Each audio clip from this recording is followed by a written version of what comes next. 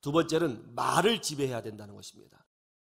왜 그래요? 사람은 자기가 한 말대로 끌려가기 때문에 그런 것입니다. 요즘 청소년들의 가장 큰 문제는 일자목과 척추 측만증이라고 합니다. 왜냐하면 코로나 때문에 아이들이 스마트폰으로 공부하고 스마트폰으로 친구와 대화하고 스마트폰으로 여가 시간을 보냈기 때문이라고 말을 합니다.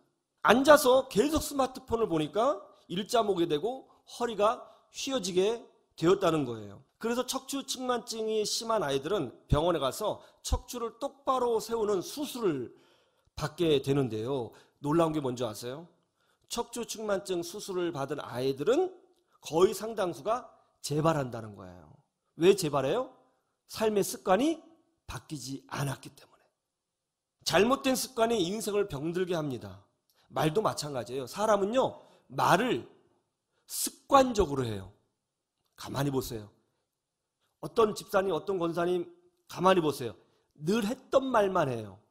부정적으로 말하는 습관을 가지고 있는 사람들은 평생 죽을 때까지 그런 말을 하고 삽니다.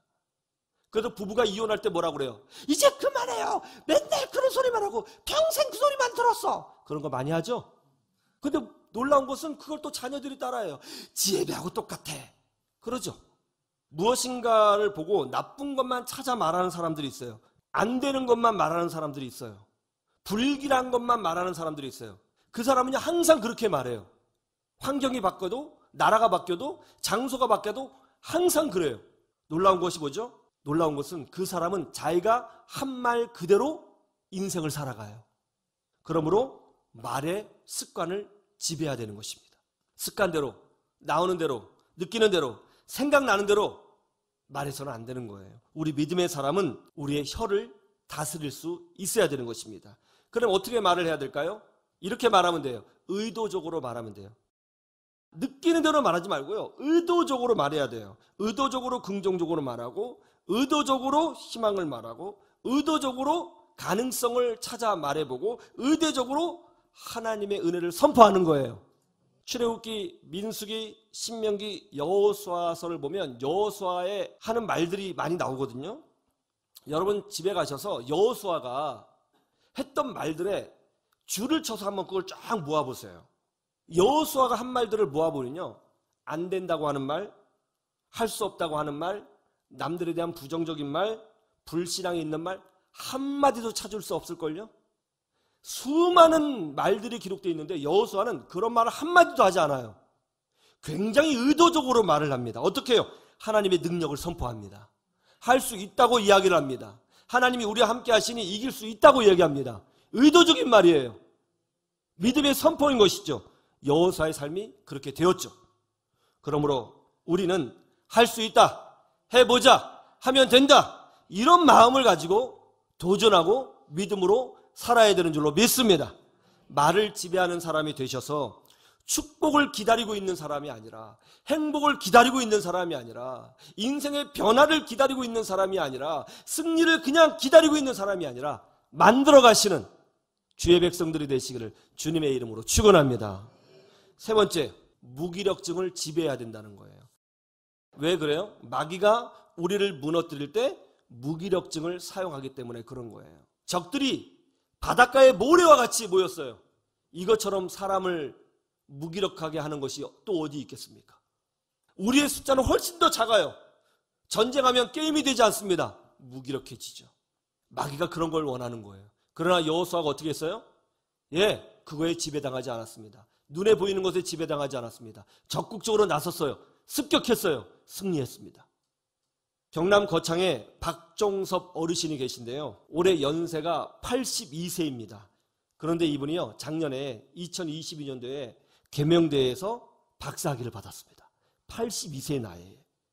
논문 제목이 뭐냐면 미녀의 내면적 저항의식에 대한 고찰. 이 논문을 써서요 통과했고요.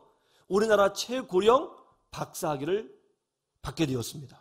82세에 박사학위 받았어요. 여러분 놀랍지 않아요? 노안이 있었을 거 아니에요. 82세면 스마트폰도 잘 하실 수도 있죠. 그리고 컴퓨터도 잘 하실 수 있죠. 그러나 쉽지는 않았을 거예요. 그런데 도전해서 학위를 받았어요. 더 놀라운 분이 있습니다. 한서감리교회 은퇴 장로님이신 서동원 장로님, 서장로님은 71세에 중학교, 고등학교 검정고시를 패스했어요. 71세. 그런 후 백석대학교 상담학과에 진학했습니다.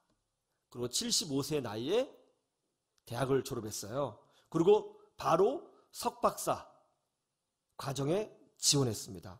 석박사 과정 5년이 지나게 되면 이분 나이가 78세이거든요. 서동원 장로님은 박사학위를 받고 난 후에 영적으로 힘들어하는 분들을 위로하며 사는 삶을 살고 싶다고 고백했습니다. 나이가 많아요. 중학교 졸업장이 없습니다. 고등학교 졸업장도 없습니다.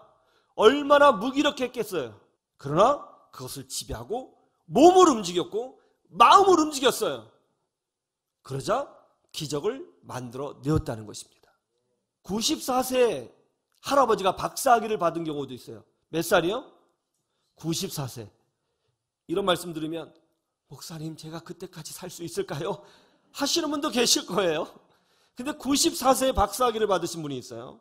2019년에 데이비 보텀리라고 하는 할아버지가 호주의 커튼 대학에서 5명의 영어 교수법이라는 논문을 써서 박사학위를 받았습니다. 이분은 이렇게 말합니다.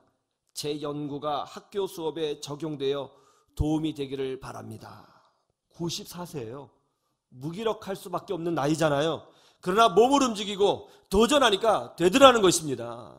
하나님은 우리 모두에게 승리를 약속해 주신 줄로 믿습니다. 그럼 가만히 있어야 되는 거예요? 아니에요. 작전을 짜야죠. 전략을 짜야죠. 적극적으로 기습해서 승리를 만들어내야 되는 것입니다. 마귀는 무기력증을 통해서 우리를 바보를 만들기를 원합니다. 그런 것에 지배당하지 마십시오. 여러분은 하나님의 자녀입니다. 여러분이 움직이고 여러분이 도전하면 하나님께서 길을 열어주시고 동행하시고 더 큰 것으로 함께하여 주시는 줄로 믿습니다. 성령 충만 받으시기를 주님의 이름으로 축원합니다. 성령의 능력으로 일어나시기를 주님의 이름으로 축원합니다. 그래서 행복을 기다리고 있는 사람이 아니라 적극적으로 행복을 만들어 가시는 복된 주의 백성들이 되시기를 주님의 이름으로 축원합니다. 축원합니다.